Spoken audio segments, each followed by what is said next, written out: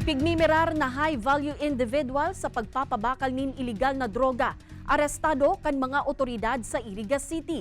Mantang Badil, bala, asin, droga nakuaman sa sarong 29 anyos na lalaki sa Paracale, Camarines Norte.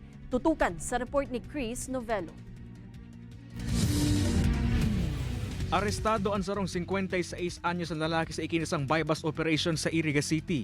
Nako sa suspect ang maabot sa 12 gramo nin pigtutubo ng shabu na nakakantidad labi 81,000 pesos.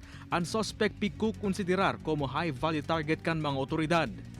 Pag high-value individual po sir, ibig sabihin po is yung malakihan po yung transaction po na kinasasangkutan po ng taong ito. Sa Paracale, Camarines Norte, sarong Badil, mga bala, asin, iligal na droga man ang nakumpiskar kan mga otoridad. Sa sarong 29 anyos na lalaki sa barangay Bagong Bayan, apuera kan kasong pagbaylar sa Comprehensive Dangerous Drugs Act na ang pangpaini sa pagbaylar sa Comprehensive Firearms and Ammunition.